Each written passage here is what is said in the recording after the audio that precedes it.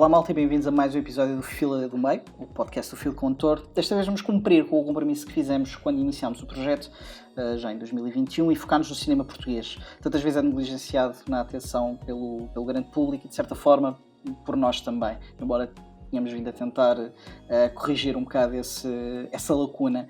Para isso estamos cá eu, Rafael Félix, o Pedro, diz olá às pessoas, Pedro. Olá pessoas. A Rita. Olá. O João. Hello, olá. E o Ruben. Olá. Pronto, e cada um de nós trouxe um filme para a discussão e acabámos com uma pool até bastante variada, um equilíbrio entre o entretenimento mainstream e o art house experimental do melhor que já se fez em Portugal. Já sabem, podem visitar o podcast do Fila do Meio no Spotify e no Apple Podcasts, podem apoiar-nos no Patreon, obviamente, e podem, claro, seguir-nos nas redes sociais e no nosso site, filcondutor.com.pt, onde encontram as críticas, notícias, ranks, e temos tentado diversificar cada vez mais o material escrito que vos apresentamos. Portanto, visitem-nos e vejam o que temos para vocês. E sem mais delongas, passamos ao primeiro filme que trouxemos à discussão, que é da responsabilidade do João. Alright, bora lá então. A razão por que eu escolhi o filme que já vou mencionar é porque na altura tinha gostado bastante, mas houve muitas ideias do filme que com os meus 18 anos não tinha percebido muito bem. Somente acerca da forma como usa o colonialismo na sua história. E agora então eu pensei, bem, mais vale a pena aproveitar este episódio para rever o filme. Então eu escolhi o Tabu de Miguel Gomes, que é um filme um bocado difícil de explicar, está dividido em duas partes. A primeira parte sendo Paraíso Perdido e a segunda parte sendo Paraíso, e é basicamente o conto de três mulheres que unem-se através dos problemas de uma delas, uma mulher reformada já na sua idade muito avançada e que começa a ter pensamentos e recordações do seu passado. E é essa mulher, Aurora, é a sua criada, Santa, e é a sua vizinha que é uma pessoa que luta por justiça, mas que ao mesmo tempo também está um pouco perdida na sua própria vida e na sua própria identidade, naqueles momentos em que não sabe exatamente o que fazer, e começa a ganhar um bocado de interesse nestas perdições de Aurora. E a segunda parte foca-se nelas a perseguirem um pouco o passado da Aurora e a perceberem a razão dessa perdição toda. E eu adoro rever filmes, é uma das vezes porque eu às vezes não vejo tantos filmes, muitas vezes é porque eu adoro rever filmes, acho que essa é uma oportunidade muito interessante de revisitar algo que tinha muito para oferecer, mas que na altura não apanhámos, porque um filme acaba sempre por depender bastante não só do realizador, mas também da audiência. Se nós não estivermos dispostos a entregar-nos completamente ao filme, bem, então não vamos ter exatamente os resultados indicados do filme. E neste caso, na altura que eu comecei, houve muitos aspectos do colonialismo que eu não estava a perceber muito bem porquê. E agora, ao rever o filme, consegui perceber um pouco melhor, pelo menos o seu uso e a sua ideia. Eu acho que é precisamente porque aquilo que me atrai imenso no Tabu e aquilo que eu gosto também imenso acerca do cinema do Miguel Gomes, que entra muito na mística e na fantasia e no sonho e na ideia de saudade, típico tema mais português de sempre, especialmente no cinema, é que é um filme acerca daqueles que sonham e daqueles que não podem sonhar, aqueles que não tiveram a oportunidade de sonhar, que foi retirado, e como a nossa sensação, como a nossa saudade, como a nossa vantagem de poder sonhar acerca de tempos passados, de romances colocados durante o sofrimento de muitas pessoas, é precisamente essa ideia de aqueles que puderam sonhar por amores, por vidas não encontradas, por vidas perdidas, e aqueles que não têm a oportunidade de sonhar, que simplesmente nem sequer têm essa hipótese. E vemos muito essa diferença entre a Aurora e a sua criada, que é uma mulher negra, chamada Santa, que trabalha para ela e que lida muito pacientemente com o seu racismo, com os comentários abusivos e isso tudo. E vemos simplesmente no seu rosto que ela não tem hipótese de sonhar, não tem hipótese, não existe qualquer forma sequer de pensar no seu passado, pensar no seu presente, porque isso foi tudo completamente retirado.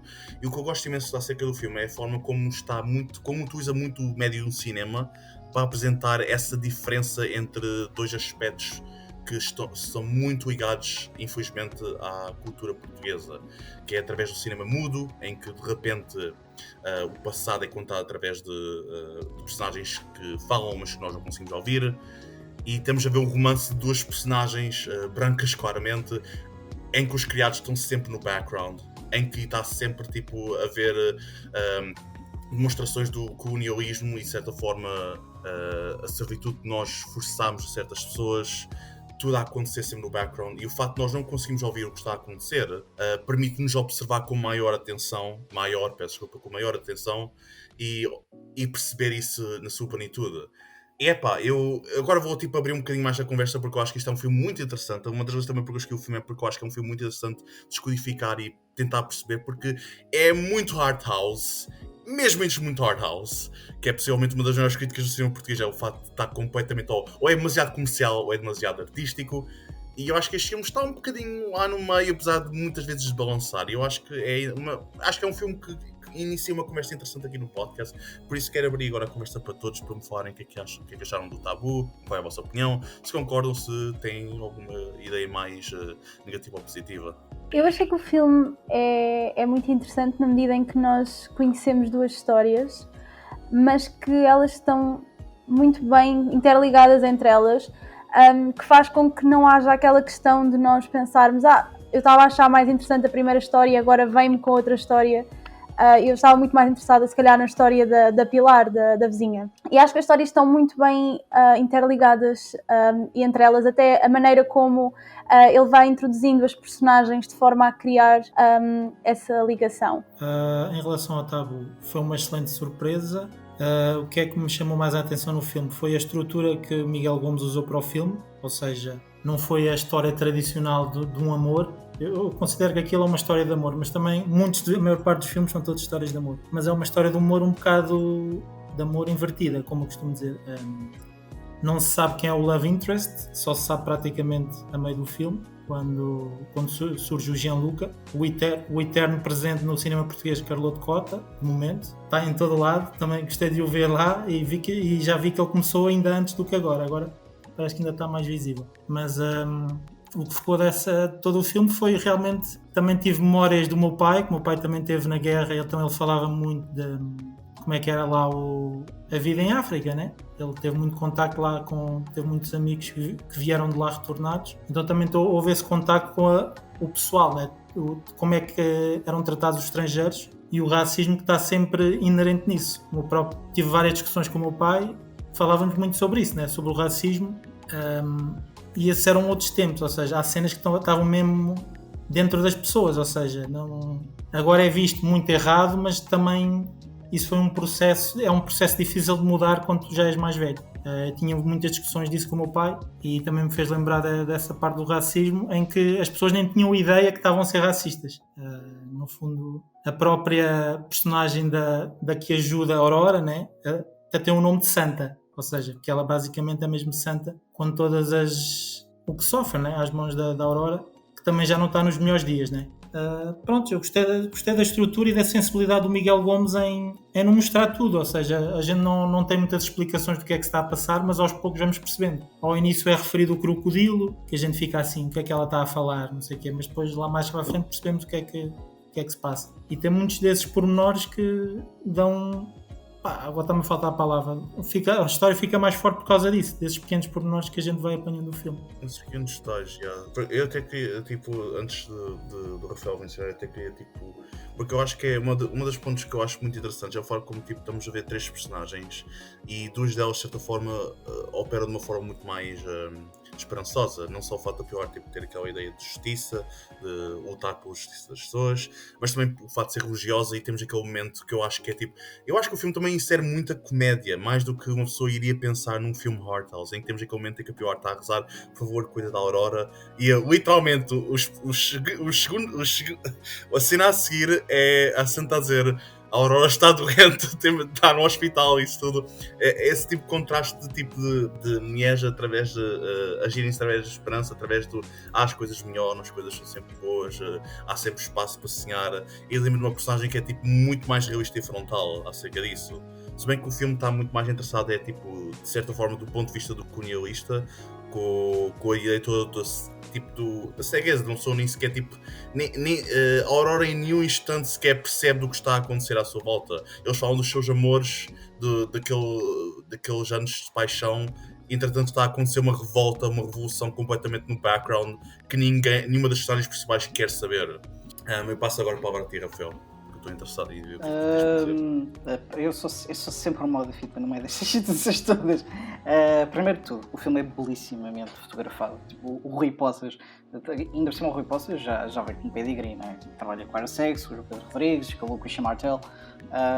Já aparece aqui uma fotografia com pedigree e realmente é belíssimo. E principalmente na segunda parte, o filme transforma-se com as paisagens africanas e a forma, às vezes com muita distância com que elas filmam. Acho que é belíssimo, mas aquilo que eu senti com Tabu foi uma frieza que eu não gostei particularmente. Eu acho que, primeiro, que o facto das duas, a forma como as duas partes se ligam, na questão de como a memória perdura muitas vezes mais do que o humor, do que a ideia daquilo que ficou com um turvo não deixa de ser interessante, mas também não é algo que já não tenha sido feito antes.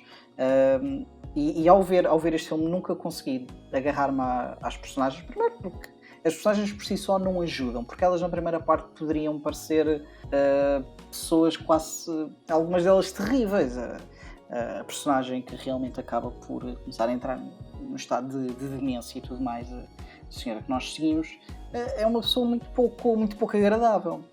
Por norma, aquilo que deveríamos esperar nesta segunda parte é que se fosse oferecer alguma humanidade a estas personagens que fomos seguindo durante a primeira. No entanto, o facto de se concentrar histórias de amor num espaço plenamente racista e colonialista, sem nunca haver a indicação que tal está a acontecer, incomoda-me um pouco, porque o background, quando está no silêncio, é passado para a frente, e não no bom sentido.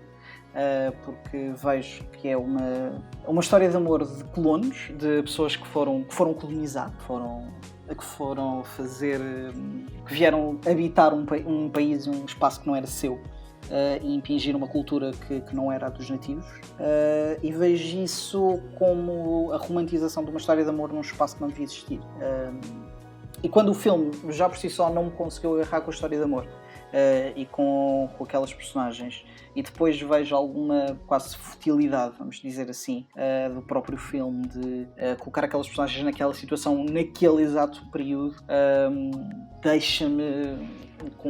não me deixa agarrar propriamente emocionalmente ao filme. No entanto, é fácil dizer que as performances são fantásticas, que o som não está mal captado. Nós estávamos a falar que os filmes portugueses têm algumas limitações na captação de som, mas Tabu realmente até consegue dar um pouco a volta a esta situação.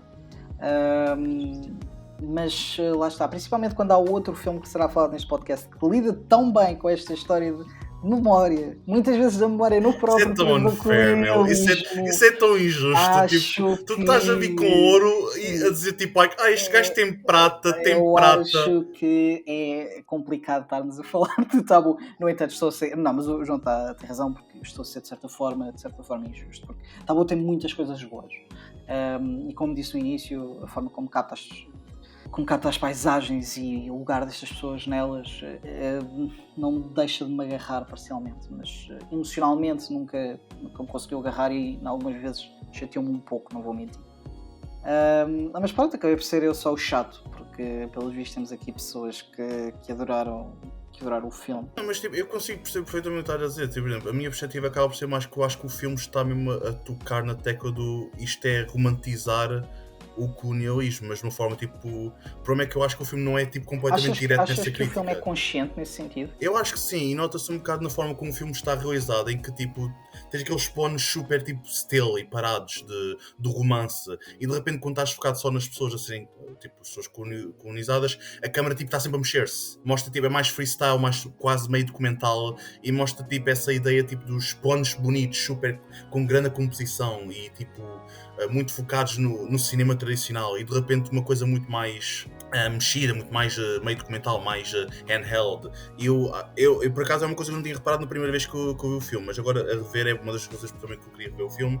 Foi isso, tipo, notei um bocado essa diferença entre os dois estilos, em que havia mesmo um propósito de ser tipo, como Portugal utiliza muitas vezes o seu o seu aspecto sonhador e o seu aspecto de saudade para romantizar o nosso passado. Tipo, é aquela cena de olhar para o nosso passado e para os nossos sonhos como completamente belos, ignorando tudo o que estava a passar à sua volta. Agora, se sucede completamente nisso, não sei dizer. Eu acho que é interessante ver, mas que sem dúvida que vai mais low e mais... não é uma coisa que parece estar tão focada. É mais tipo aqueles detalhes pequeninos que adicionam mais à beleza interessante do filme. Eu acho que se calhar podia ter percebido melhor essa parte. Ou melhor, poderia ter. E tudo isto, toda esta parte da irritação que me veio depois, por causa do contexto em que o filme se passa, em que aquela história se passa, seria facilmente ultrapassado se eu não tivesse conseguido ligar àquela história e àquelas personagens. No entanto, aquela relação nunca me pareceu, mesmo a forma como foi contada, embora eu goste particularmente da forma como eles utilizaram a ideia do cinema mudo. Eu acho que esse é um dos sucessos de Tabu, é que tu não sentes falta do diálogo naquelas partes. Eu acho que muito é feito através das performances. No entanto, nunca vi naquela relação, naquela química, nada que me agarrasse, que me fizesse querer saber. E quando não estás ligado emocionalmente, tudo o resto começa a aparecer, os buracos começam a se ver mais facilmente. E pode ser por aí, mas tal como estás a dizer, e eu tenho muito esta tendência de mudar de opinião quando vejo os filmes outra vez. É algo que pode garantidamente acontecer se eu voltar a visitar o filme, mas desta vez pelo menos fiquei um pouco frio. Malta, temos mais alguma coisa a acrescentar a Tabu? Há muita coisa a acrescentar a Tabu, mas pronto, it is what it is. Então, sendo que estivermos agora com o Tabu, vamos passar para o Pedro, com um filme que nesta altura, salvo erro, é o 5º filme mais visto de sempre em Portugal. Ou seja, pelo menos fez algum número. Conta-me coisas, Pedro. Exatamente, disseste bem, é um dos 5º filme mais visto, e essa é uma das razões por escolher este filme. Não é o meu filme português favorito, claramente, mas é um filme que eu escolhi exatamente por essa razão.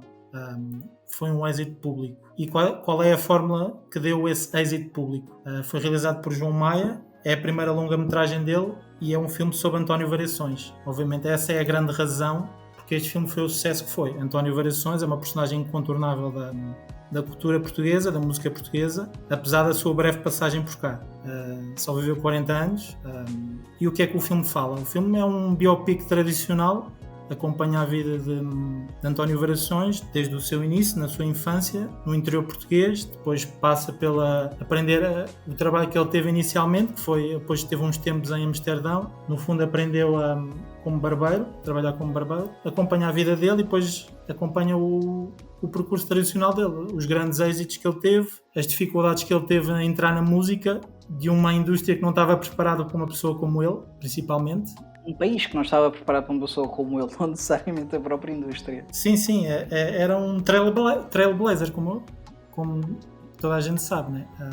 Mudou o panorama musical português porque aliou também um pouco a música popular à música pop, que é sempre uma coisa muito... Fala muito também da Amália. É um filme que também consegue apanhar os momentos-chave dele, que foi a atuação na discoteca Trump, sem dúvida, e o Rock Rendezvous. É um filme tradicional e bem construído, tem alguns pormenores bonitos de fotografia, nem sempre é brilhante, a música é excelente, foi excelente a ideia deles revisitarem os temas, não copiaram exatamente os temas como eles foram gravados, deram novas roupagens. O ator tem que se destacar, obviamente, Sérgio Praia, porque acho que ele encarnou mesmo o António Variações e não imitou, como eu costumo dizer, encarnou. Porque a voz dele não é parecida, mas não é idêntica. Mas deu-lhe o seu próprio cunho e acho que também foi muito da interpretação dele que o filme teve o sucesso que teve. Não vou agora dizer como é que termina, mas não gostei do final, também não se pode gostar de tudo. Devia ter terminado uns frames antes, naquele encontro. Naquele encontro dele, de amor. Mas pronto, às vezes não há coragem ainda falta assim um pouco de coragem quando é muito mainstream. E acho que me fico por aqui, já falei demais, acho. Ruben, tua justiça. Sou fã da escolha do Pedro. Acho que é um filme muito importante porque não só lá está culturalmente, porque é um filme mainstream, feito de forma comercial, distribuído de forma comercial, como também fala de uma coisa que é muito portuguesa, que é o Variações, tocando em coisas da Amália, música popular e por aí fora, mas também acho que é muito importante o resultado que ele teve, foi o ser lá está, tornar-se o quinto filme português mais visto. E lá está, eu acho que fico contente por ser um filme, depois vou ligar quando falar do meu, mas ser um filme comercial que na verdade quer dizer alguma coisa na mesma. Bem ou mal, profundo ou não, quer dizer alguma coisa. Não está só para entreter. Acho bonito e sou grande fã do filme. Já agora, amigo, só aproveitar também desta deixa, o que é que achas que o filme está a tentar dizer? Eu que tiro mais do filme, para além de lá está, da homenagem a esses ícones portugueses, principalmente ao próprio Variações, eu acho que o filme tenta, não tenho ainda a certeza se o faz da melhor forma, mas tenta mostrar o quão o Variações, como tu disseste bem há bocado, o país não estava pronto para alguém como o Variações. Acho que é isso que o filme tenta fazer, e só o facto de tentar, num filme comercial, que lá está, sendo comercial eu posso levar qualquer pessoa, a minha família, acho que isso é alguma coisa, estás a ver? Acho que isso é bonito. Rita, conta-me coisas. Primeiro, eu acho que talvez seja um bocadinho redutor nós estarmos aqui a falar de ser o quinto filme mais visto, quando muitas vezes acabam por ser filmes que por serem comerciais apenas têm mais sucesso. E isso não quer logo dizer que o filme seja incrível. Acho que o filme é bom, tem uma linha narrativa interessante, acho que podia ter ido um bocadinho mais longe. Eu acho que era um bocado o que o Ruben estava a dizer. Eu acho que há uma tentativa de tentar mostrar quem é o Variações, mas nós não sabemos quem é este homem, porque isto é mostrado momentos de glória da vida dele, mas nós não percebemos quem é esta pessoa, o porquê desta pessoa não se enquadrar na indústria. Isso nunca nos é explicado. Nós temos visões, sabemos um bocadinho a relação de fã quase que ele tem com a Amália, as ligações que ele tenta trazer para a sua música, mas nós não sabemos quem é este homem. Há uma frase no filme que é muito interessante, que é quando eles estão num jantar, e o amigo diz-lhe que ele tem que se adaptar a Lisboa, e ele diz: eu não me quero adaptar a Lisboa, eu quero que Lisboa se adapte a mim. E isso não está específico no filme. Não estamos a ver Lisboa a adaptar-se a ele, a música a adaptar-se a ele. Nós não conseguimos perceber o psicológico deste homem. E depois acho que talvez eles tenham explorado um bocadinho mais o lado da sexualidade do Variações, e acho que num filme sobre a música dele, acho que falta mais o lado da música e não tão esse lado da vida pessoal. Claro que esse lado é importante, porque também reflete quem é esta pessoa, mas o lado da música, as escolhas musicais, tudo isso para mim é uma grande falha no filme. Damn, Rita, damn! Não, mas eu estou um bocado alinhado com a Rita, mas vou começar por ser positivo, porque o Sérgio Praia leva isto mais costas. Aquele homem hoje em dia ainda deve andar torto, porque por muitos problemas que possa ter Variações, um desses problemas garantidamente não é Sérgio Praia. Ele é incrível no filme. E se há uma justiça que se possa dar a este filme. E ainda por cima, tendo na memória que há pouco tempo tivemos Elvis, é que as performances neste filme, as performances de música de António Variações são extraordinárias. Não só a forma como são tocadas e cantadas, mas mesmo a forma como estão fotografadas, é claramente os momentos em que o filme está no seu melhor. Os momentos em que o filme está no seu pior é no resto. Porque eu também concordo com a Rita que nunca houve uma altura em que nós tínhamos entrado na pele daquela personagem e soubemos quem era o Variações, não só o artista, mas a pessoa também, porque realmente passa-se vários momentos sobre a sua orientação sexual e tudo mais, e eu ainda quero falar sobre isso porque acho que há uma contradição gigantesca nisto, nesse sentido. Mas nós acabamos o filme e acabamos por ter, se calhar, um bullet point de ele esteve aqui nesta altura, esteve aqui nesta altura, esteve aqui nesta altura, mas acabamos por não saber quem era esta pessoa, o que é que ele queria com a música dele, quem é que ele queria ser, quem é que ele não era e quem é que ele achava que ele era. Acho que nunca há alturas em que temos visto assim, um filme que fala tantas vezes de identidade, nós chegamos ao final e não conseguimos saber porque raio é que ele se chama Variações. É um problema para mim e tenho pena. O filme torna-se muito mais fácil de ver exatamente porque o Sérgio Praia é extraordinário e é magnético naquela personagem. Mas há uma contradição neste filme que me saltou muito mais à vista desta vez do que saltou no outro. É que este filme primeiro faz uma coisa muito boa, que é nunca chamar a atenção para a orientação sexual de Variações. aquilo é uma coisa absolutamente natural e é tratada como uma coisa absolutamente natural durante a maior parte do filme. A mesma forma como é introduzido, nunca há aqueles momentos chatos nos filmes em que claramente o realizador está a pôr aqui a câmera e está a dizer esta pessoa é homossexual, esta pessoa é bi, esta pessoa é o que é que seja. Não há esse momento, é tudo tratado com uma naturalidade extraordinária. No entanto, todas as personagens que giram à volta dele, e seja do grupo de amigos, seja do próprio amante, de certa forma, vamos lhe chamar assim, todos os atores usaram maneirismos estereotipicamente homossexuais que nós estamos constantemente a ver ser utilizados nos média, de todas as formas e feitios, em que todas aquelas personagens acabam por parecer iguais, porque todos os maneirismos, a forma de falar, a forma de mexer, aquilo que dizem, me parece que todas elas são personagens de cartão que servem para estar à volta de variações, e todas elas são estereótipos do comportamento de uma pessoa homossexual. E achei essa parte de uma contradição absoluta para um filme que teve até alguma subtileza a tratar da situação ou melhor, teve a subtileza de a ignorar e de tratar com a maior normalidade possível, e colocando à volta personagens que todas elas são gritantemente iguais nos seus maneirismos e na forma de falar, e acho que mostrou um tanto de ignorância, se me é permitida a expressão, e essa parte chateou-me particularmente.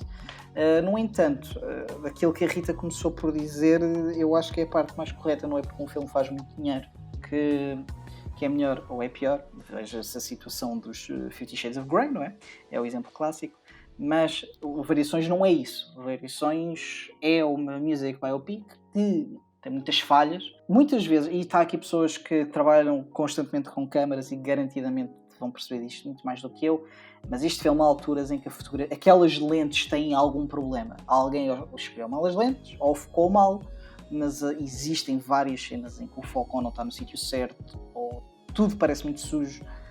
Gostava de ouvir os especialistas ver se também notaram nisso ou não, mas acabei por me interromper a mim mesmo. Mas é um filme que, apesar de todos os seus problemas, que os tem muitos, está ancorado numa personagem icónica, tratada com um gigantesco respeito pelo Sérgio Praia, que é aqui extraordinário de todas as formas, e o filme brilha quando mostra o Variações, o músico, o performer, e falha muitas vezes quando quer mostrar o Variações humano, a pessoa, e é uma pena. Mas pronto, passo a palavra para ti, João. Isto é muito complicado, porque é assim, eu acho que uma das vezes também porque às vezes não queremos falar sobre filmes portugueses online, é porque há uma maior chance das pessoas envolvidas com os filmes ouvirem. Então há sempre um bocadinho de andar pelas chamas, tipo, like, alright, vou aos saltinhos para não, tipo, queimar ninguém. Por isso eu quero mesmo apontar que ninguém está aqui, tipo, a querer ofender, tipo, nenhuma das pessoas. Isso é importante, é importante dizermos isso. Mas nós aqui acabamos de passar a tratar os filmes com o maior de respeito, exatamente sendo honestos em relação a eles, e a verdade é essa. Sim, é isso, tipo, eu acho que seria bem pior se estivéssemos simplesmente todos a ter uma conversa em que, tipo, vamos todos ignorar o elefante na sala, ou whatever, tipo, não, por isso eu queria mesmo apontar que ninguém está aqui a querer, tipo, desrespeitar ninguém envolvido na produção, mas são opiniões, e as nossas opiniões entram um bocado nisto. Agora, o Rafael é a única pessoa aqui que sabe, mas eu tenho um grande problema com biopics, e eu acho que um dos maiores sucessos do é o facto de ser possivelmente a primeira vez que Portugal consegue ter um biopic meio estilo americano, como muitos outros biopics que apareceram. E eu odeio biopics, odeio tanto. I don't give a shit acerca de ver a vida da pessoa no filme. Tipo, eu vou ver isso num artigo do Wikipedia, posso ser um livro, isso tudo. Eu quero ver o que é que a pessoa simbolizava, eu quero que explorem os temas, a pessoa, a humanidade dela, tudo o que aconteceu à sua volta, o seu mundo, a sua perspectiva. O que aconteceu na sua vida, não quero saber. A maior parte é tudo treta, a maior parte das coisas. Isto não estou a falar em relação ao Variações, estou a falar em relação à maior parte dos artistas. Segue sempre o mesmo estrutura, o mesmo pedaço. Ninguém acredita em mim. Eu atingi o sucesso, a minha vida está muito má agora. E é basicamente assim, o mesmo tipo de repeat process, porque somos humanos e a maior parte das pessoas passam por esse tipo de processo, passam por esse tipo. A vida é repetitiva, no geral. Por isso, eu quando estou a ver biopics, eu quero é ver a representação da pessoa simbólica, eu quero sentir a pessoa, o artista, quero sentir a sua perspectiva, quero sentir o seu mundo todo. E eu acho que Variações atinge os melhores momentos quando está a demonstrar um homem que não consegue estar bem porque é rejeitado por o mundo em que está, porque é um homem quase do futuro. É um artista futurista que está em Portugal muito antiquado e muito atrasado, metaforicamente falando, e também estruturalmente falando. Mas isso é os aspectos que eu mais gosto de Variações, para além da performance incrível do ator, como já mencionaram. Eu acho que é frustrante, e é por isso que eu quis fazer aquele ponto que ninguém está a tentar faltar ao respeito às pessoas envolvidas neste filme. Eu acho que é frustrante que o filme acerca do músico é o pior de todos os mencionados aqui em termos de som, caraças. Eu odeio a mistura de som deste filme. Eu não consigo perceber metade das coisas que às vezes são ditas. Há uma cena de luta que ocorre na rua. Que ocorre na rua. Parece que é um som captado na lua. Mas é isso, cara, bem, porque eu não consigo perceber nada do que está a ser dito entre murros. Tipo, e isto é uma coisa que eu não quero estar a culpar ninguém que estive envolvido no som, na produção, porque é difícil. Às vezes o dinheiro só dá para tanto, a maior parte das vezes tipo, ninguém tem dinheiro suficiente para ir para a pós-produção repetir as vozes durante várias semanas para ficarem tipo, bem afinadas e isso tudo. Mas é frustrante às vezes estar a ver um filme cujo som é tão importante, cuja música, cuja voz de Variações é importante, e por vezes tu sentes que não consegues perceber. E isso em termos técnicos para mim fez muita confusão, porque acho que era um elemento muito importante para a temática do filme, que é eu conseguir perceber a voz, eu conseguir ouvir a voz de Variações para além da música.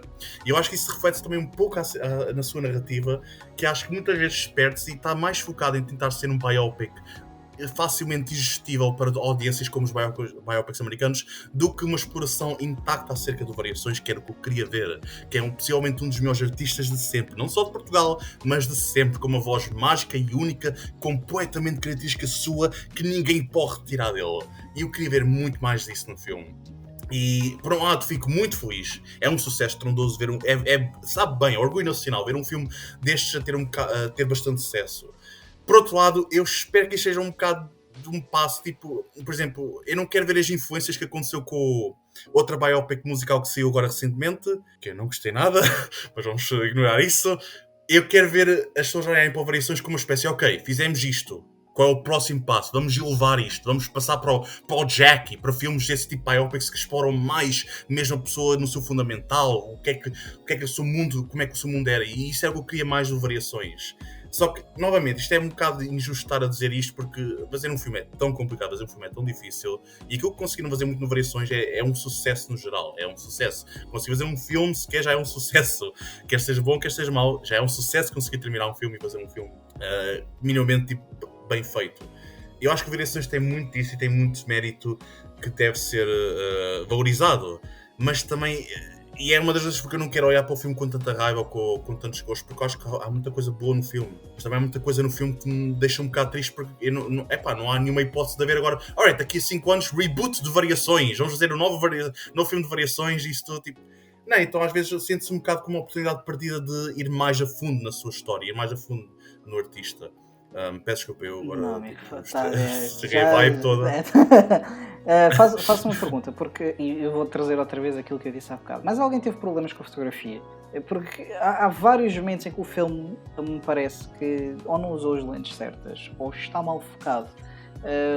Há aqui malta que tem mais olho para isto do que eu. Eu consigo facilmente dizer quando uma coisa está bem, consigo mais dificilmente ver quando uma coisa está mal. Mas desta vez houve coisas que me saltaram à vista. Mais alguém teve esta sensação? Eu também tive mesmo, só que eu quis falar mais sobre o som porque estavas mais focado na fotografia. Eu pensei, ok, eu quero falar sobre outro aspecto. Não, eu aqui era mais para perceber, porque lá está, eu não sou tão especialista nesta parte como outras pessoas que aqui estão. É assim, eu não sou especialista, mas eu também tive essa sensação. Mas o que é que se passa, eu acho que eles deram mais atenção àqueles momentos icónicos, naqueles momentos icónicos que parece que tiveram mais atenção na fotografia, na maneira como filmavam, para reproduzir. Mas também muito do que vocês disseram, eu acho que isto é um processo que, wink wink, a indústria portuguesa do cinema tem que passar. Lá está, ainda não, acho que não nos consideramos, não considero que Portugal tem uma indústria de cinema. E eu acho que este é um exemplo que está agora a começar a iniciar de algo que pode no futuro chegar lá, estás a ver? Eu acho que isto é um bom exemplo, ou seja, alguém investiu neste filme e o filme deu dinheiro, ou seja, pode-se procurar outras maneiras de fazer isto melhor. Da próxima vez, eu acho que isto tem que ser um processo de mais aposta neste tipo de projetos, porque lembro lembro de falar há pouco tempo com... Eu não falei com ele, né? Ele é que estava a falar sobre isso. O Paulo Branco a falar de, tipo, estes filmes de maior orçamento é complicado arranjar o dinheiro, né? Então, eles nem sequer tentam. Estás a ver? A não ser que seja uma personagem incontornável, neste caso, eu dou outro exemplo da Amália. Também se poderia fazer um biopic da Amália, né? Se calhar está na altura de pensar sobre isso. Já há um, mas ninguém fala sobre isso. Sim, mas agora um mais moderno, como fizeram agora com as 12, que foi um pouco a seguir no êxito de Variações. Eu acho que é continuar a tentar. Eu acho que se calhar a primeira coisa que devemos fazer é abandonar biopics de Capitães de Abril. Já chega. Nós já conhecemos o 25 de Abril. Eu conheço o 25 de Abril, abençoado seja o 25 de Abril, mas por favor, tem de haver mais coisas. Tem de haver mais coisas no cinema, na história de Portugal, personagens que tenham algo para dizer além dos Capitães de Abril e do 25 de Abril. Eu acho que na história de Portugal há imensas personagens importantes, mas lá está, entra tudo na história passada, né? Ou seja, isso implica orçamento, isso implica... Falamos dos descobrimentos, falamos do Marquês de Pombal, do terremoto, há vários momentos chaves da história portuguesa que poderiam ser filmados, mas... Sabes que eu tenho muito receio de ver Portugal a fazer uma grande produção sobre os descobrimentos. Porque eu tenho 100% a certeza que toda a gente que estaria envolvida nesse filme tem a ideia mais abjeta sobre os descobrimentos e estas pessoas não devem ter dinheiro para fazer este filme. Portanto, vamos solicitar que, muito sinceramente, não o façam. Mas pronto, amigos, quanto a Variações e contra a indústria ou a ausência dela portuguesa, mas alguém tem uma coisa para dizer? Não, eu só queria pegar aí em duas coisas, que é uma delas, concordo plenamente que o Sérgio Prata foi... Praia, amigo. É um T. Praia. Agora estás a dizer que é um T, não é um I. Que vergonha, Praia. Continua. Pronto. Mas que queria dar também aqui uma menção à caracterização do filme, principalmente do próprio Variações e a sua guarda-roupa, maquilhagem, tudo, porque acho que está de top mesmo. Está incrível. E em relação à fotografia, concordo realmente que há coisas que estão ali estranhas. Acho que essa oscilação entre momentos que são tipo, ok, isto é lindíssimo, e momentos em que o que é que está a passar? Estou num filme de escola, no máximo. Essa oscilação é um bocado o filme em si. Lá está, como disse a Rita até. Mas eu acho que, buscando o que a Rita disse há bocado, a questão é que eu acho, o que eu gosto no Variações é isso, que é o 5º filme mais visto, e isso não significa que o filme é bom. O filme é fixe, nada demais. Tem os seus momentos, para ser justo, mas a tentativa de algo e o facto disso ter retornado com alguma coisa, para mim, é o suficiente. É só isso, porque se formos a ver quem está à volta desse top 5 filmes mais vistos, não é? Normalmente são aqueles remakes meio escandalosos. Os filmes de Vasconcelos. Não vamos falar sobre isso. Não quer dizer que sejam necessariamente maus, não está em causa. Mas faltam algumas coisas nesta altura ao cinema português. Maioritariamente dinheiro. É só isso. E dinheiro nas pessoas certas, talvez. Mas se calhar é um problema que podemos discutir noutras alturas. Pronto. E fechando Variações, vamos falar do meu filme favorito português de sempre. Um dos meus filmes preferidos. Tanto que isto é um extraordinário momento de podcast, porque eu vou fazer uma coisa que as pessoas que estão a ouvir não podem ver, mas eu estou nesta altura a apontar para o gigantesco póster da Metamorfose dos Pássaros que eu tenho no meu quarto, porque este filme é absolutamente extraordinário. Catarina Vasconcelos faz aqui uma espécie de...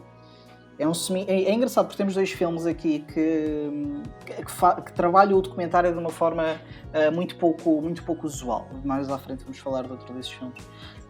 Mas a Metamorfose dos Pássaros é como que a história contada através de poesia e imagens sobre a família Vasconcelos, em que as imagens ecoam para outros tempos, as cartas que são lidas.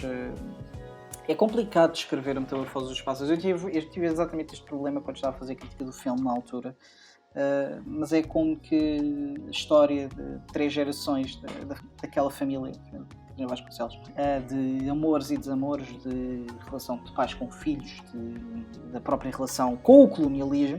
Lá está, já vamos voltar a esta situação que eu falei há bocado. das pessoas daquela família e como elas se ligam e das relações que se perderam e a poesia que existe pelo meio. Este filme continua a ter a capacidade, e foi para ver este podcast, foi a terceira vez que eu vi este filme. E este filme, isto aconteceu da primeira vez, da segunda vez e da terceira.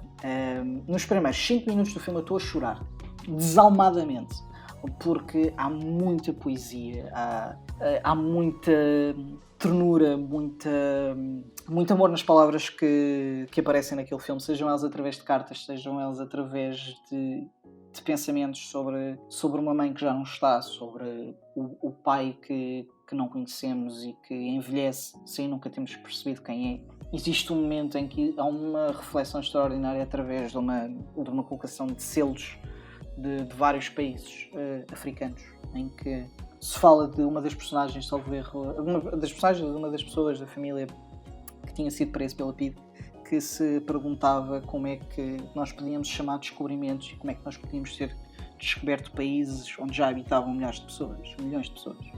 Esse tipo de reflexões deixa-me sempre assim um bocado tocado.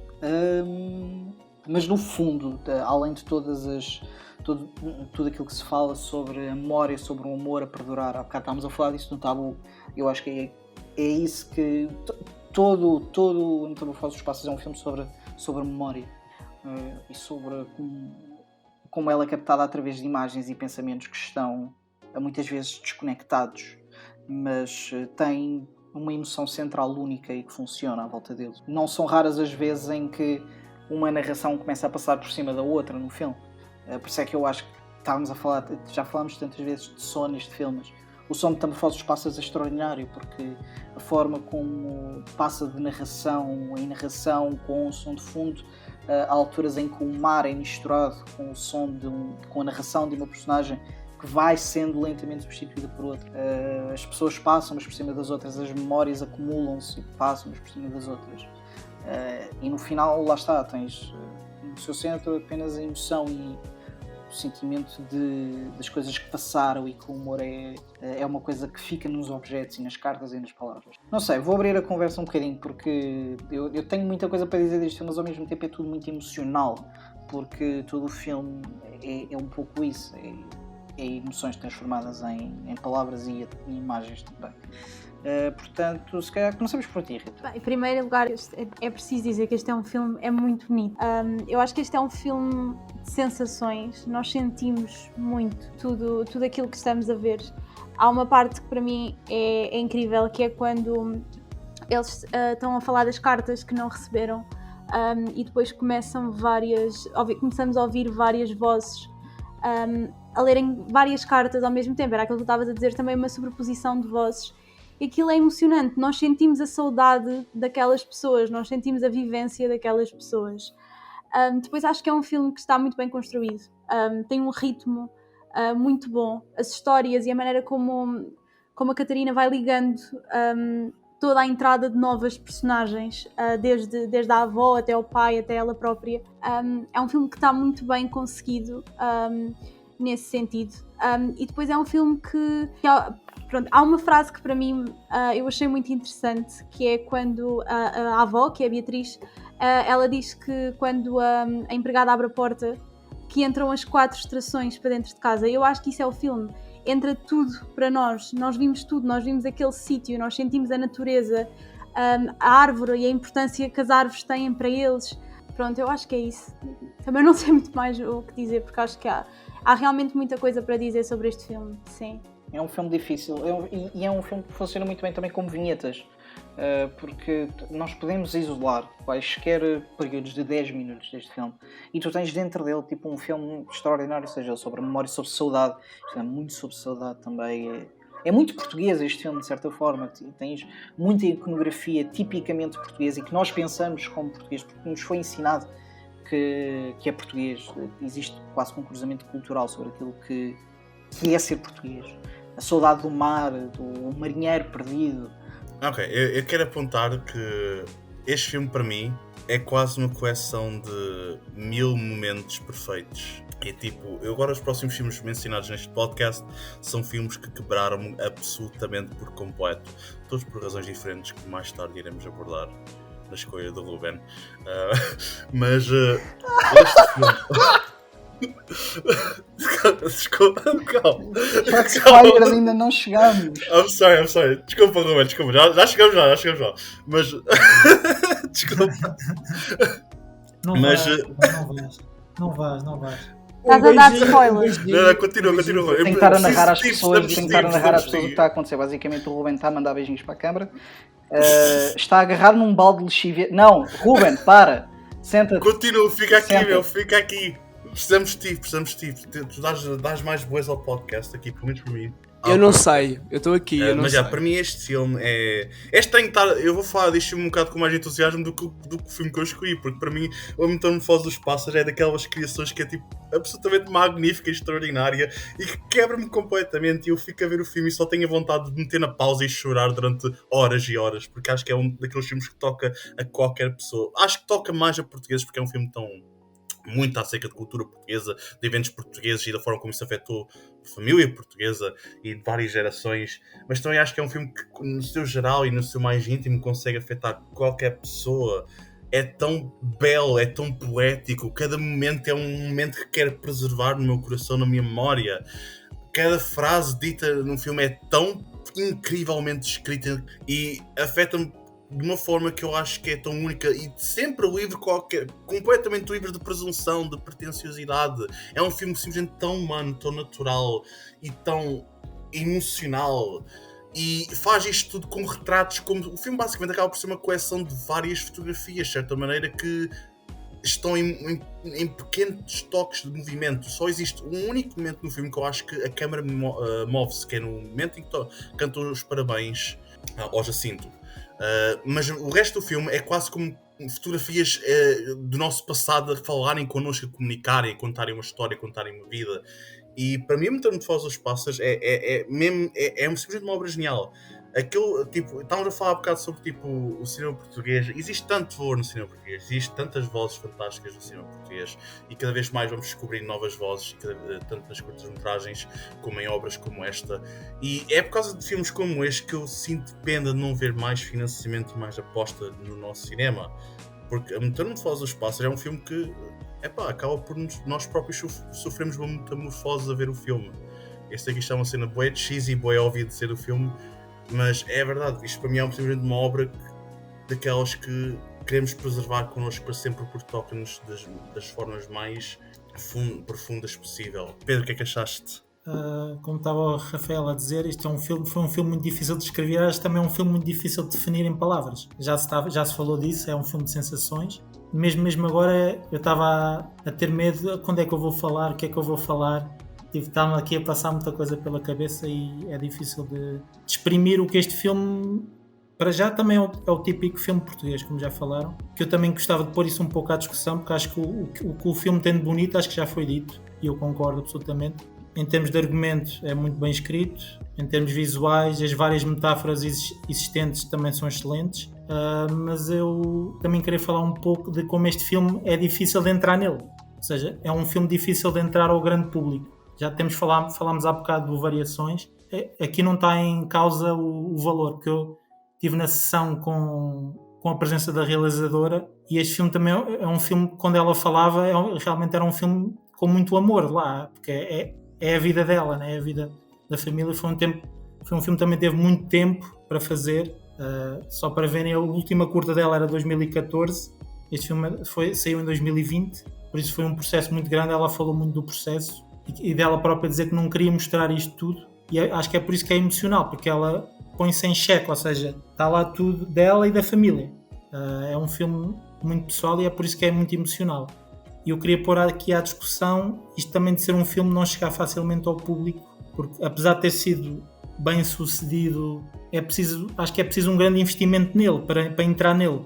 Que eu já mostrei este filme a pessoas assim como é que se diz, não tão versadas no cinema, né? E é um filme difícil de acompanhar e sentir isso das pessoas, que as pessoas estavam distraídas com o filme, e eu queria pôr isso agora aqui a discussão um pouco sobre essa parte. O que é que achas? Sobre a própria acessibilidade. Sim.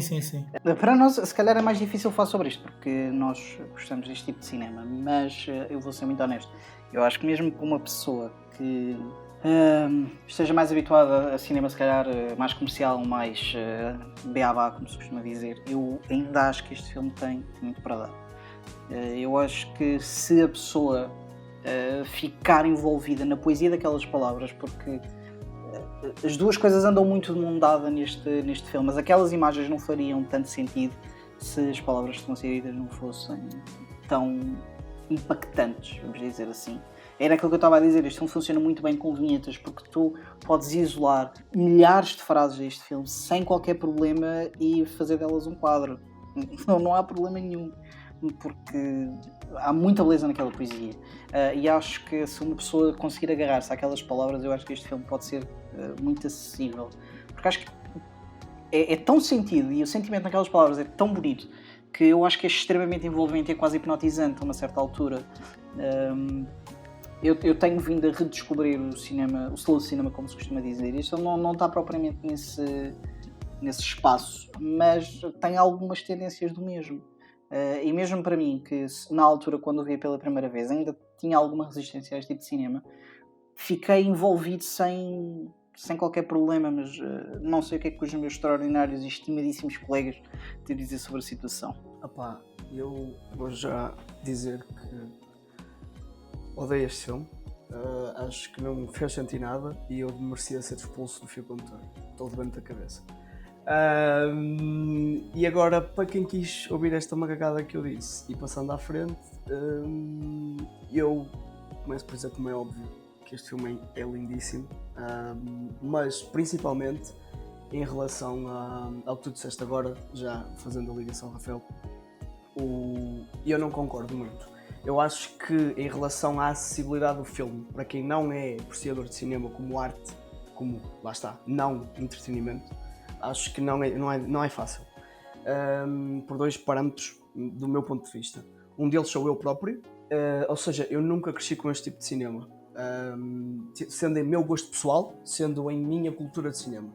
Mesmo quando comecei a gostar de cinema, mesmo quando frequentei o curso que frequentei, só apenas nesse curso é que comecei a entrar no curso de cinema, comecei a entrar em contacto direto com este cinema, a apreciar este cinema, a perceber o tipo de arte que é. No entanto, nunca foi a minha natureza pessoal. E eu próprio, apesar de adorar o filme, eu consigo perceber isso, consigo separar essas águas e perceber que, ok, este filme não é o meu flow natural. E o meu outro contraponto é as pessoas que me rodeiam na minha vida, não é? Família, amigos, que não são de cinema, que são apenas do comercial, e apenas o comercial mais puro. Eu mostro um filme que é 20 vezes mais rápido que este, 20 vezes mais mexido, e dizem que é lento, e dizem que lhes faz adormecer, e dizem que não sei o que é. E têm esse preconceito para com o cinema português. É triste, deixa-me muito triste, claro que deixa, é como tu disseste, é pena, é porque eu não acredito na habilidade que tu disseste de, basta ouvirem estas palavras que são poesia, que alimentam tão bem esta imagem. É esse problema, que nem sequer essas palavras eles ouvem, nem sequer essa poesia estão interessados. Infelizmente é o que é, as massas estão assim. E sempre foram assim, na verdade. Mas é esse o meu ponto com este filme, é que eu acho que no ponto artístico é dos culminares de trabalho de cinema. Cinema como arte é uma arte que é imagem e som, e a montagem. Eu não consigo dizer um ponto que esteja mal aqui. A imagem, a montagem, o som, está tudo a alimentar-se um ao outro de uma forma tão fluida que eu não consigo sequer dar um ponto fora. Eu tenho dois planos específicos na minha cabeça que eu acho super incríveis. Um deles é aquele plano do armário que de repente sai um miúdo lá de dentro, que eu acho... Aquilo traz-me a minha infância cá para fora, assim, tipo um estalo, tipo, está feito. E o outro é aquele revelar da fotografia, lentamente. Então está o fundo branco, depois a fotografia, que eu, se não me recordo, é do parto, ou do dia do nascimento. E eu acho isso absolutamente incrível. Esses dois usos da imagem com a narração, com tudo o que está à volta, para mim é tipo, eu não consigo dizer alguma coisa mal. Mas lá está, apenas quis frisar esse ponto da acessibilidade para com o resto do público, massas, que eu acho que não é muito fácil, infelizmente. O que é que achas, Rita? Eu acho que eu estou um bocado dividida, porque eu concordo com o Rafael quando ele diz que é um filme que é tipicamente português e é capaz de se enquadrar na história de vida de muitas pessoas. Estamos a falar de marinheiros que foram para a guerra do colonialismo, e muitas famílias portuguesas viveram isso, e eu acho que por esse lado poderia haver uma aproximação de muita gente à obra, mas depois também concordo com o Ruben e com a questão das massas, e basta ver a divulgação que houve deste filme. Grande parte da divulgação teve a ver com os prémios que o filme ganhou e não tanto com aquilo que é o filme. E muita gente acabou também por ver o filme por causa disso. Basta pensar que quando o filme esteve no Indie, a sala estava cheia e se calhar metade das pessoas nem sabiam o que era o filme, mas foram lá porque o filme ganhou prémios. Portanto, eu acho que estou um bocado dividida. Concordo com os dois, mas pronto, eu acho que é sempre aquela questão do cinema português, que o cinema comercial acaba sempre por ter muito mais visibilidade do que o cinema mais artístico. Eu vou só também acabar com uma coisa, porque eu acho que aquilo que a Rita diz faz todo o sentido. Que, primeiro, que os prémios realmente ninguém quer saber muito, ou pelo menos as pessoas que os fazem não têm assim. Estão sempre a dizer que não quero saber dos prémios e tal, mas a verdade é que há muita gente que vai ver os filmes exatamente por causa desses prémios, e isso é uma coisa que agarra muitas pessoas, porque é sonante e tudo mais.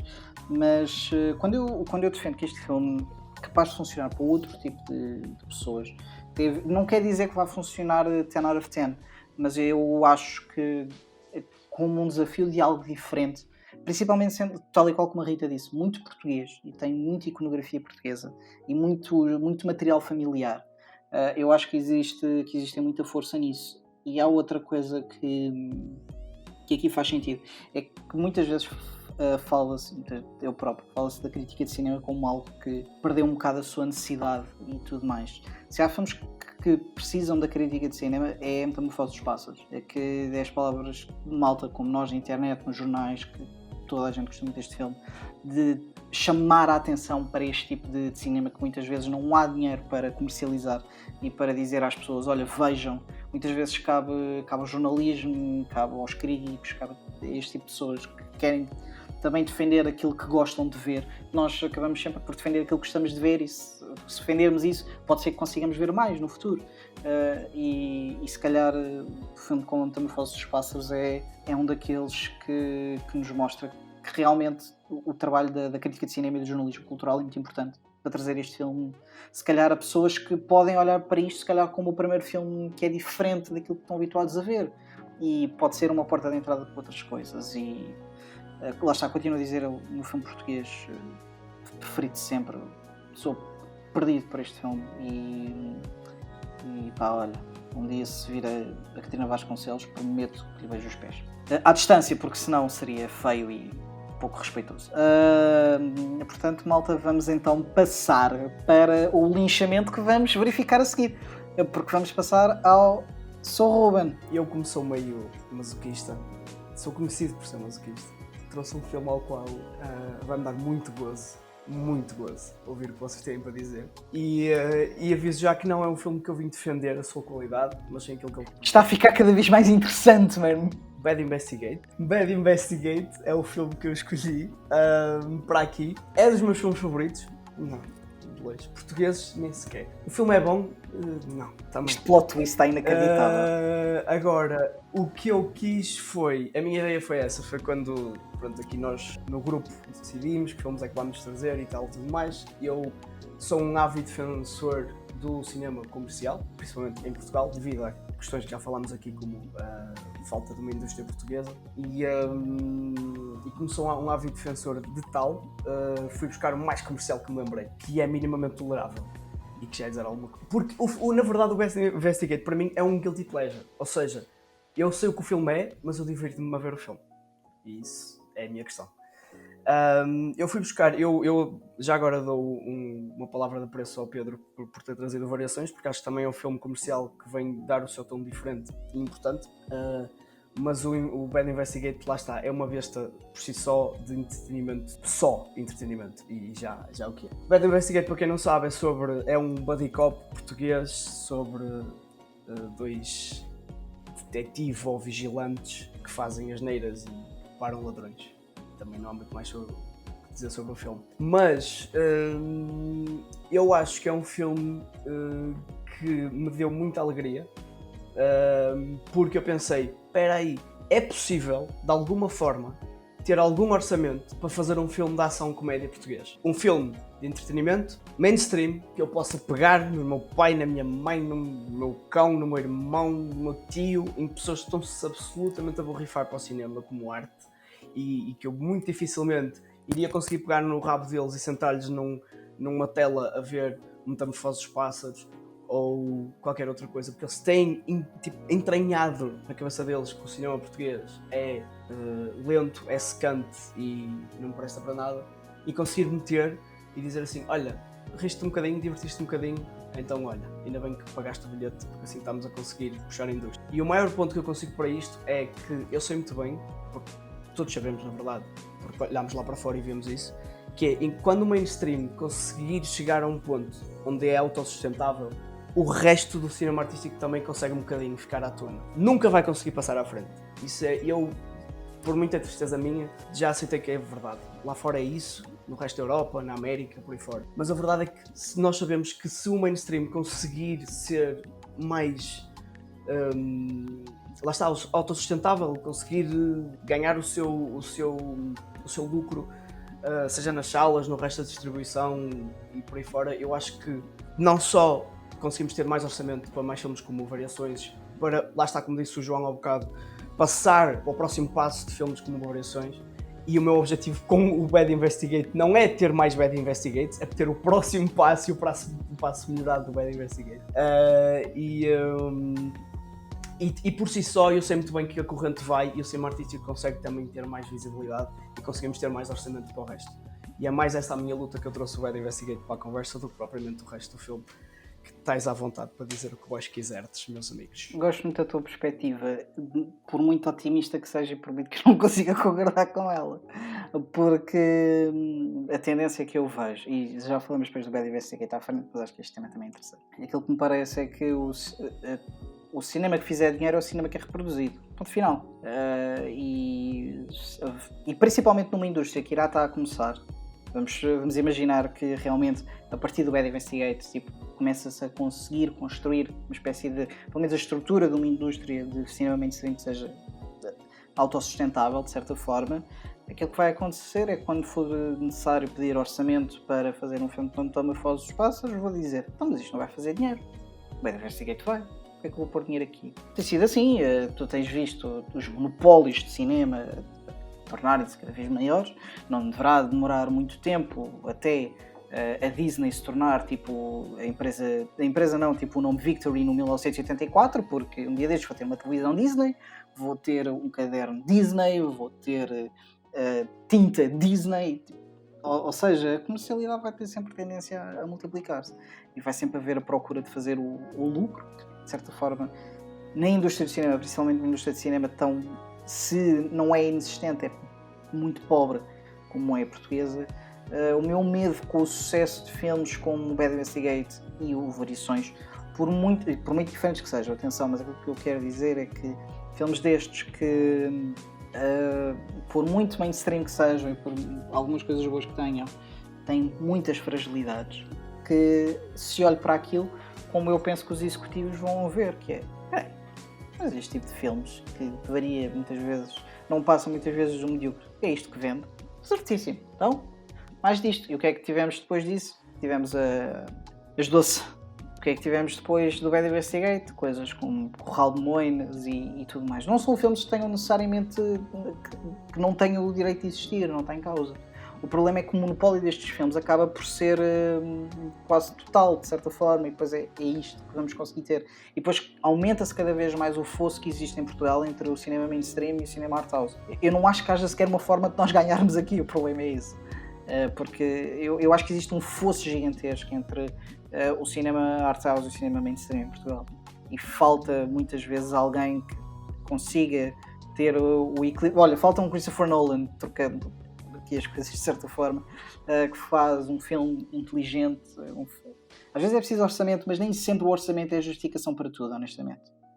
Já vi filmes a serem feitos por ninharias e não deixaram de ter entretenimento e de terem coisas para dizer. Não sei. Quem mais tem Não, uma repara. coisa a acrescentar a esta situação? Diz-me, Ruben. Só que uma questão. Eu percebo totalmente o que estás a dizer e se eu acordar num dia mau e mudar o meu ponto de vista, provavelmente penso exatamente como tu.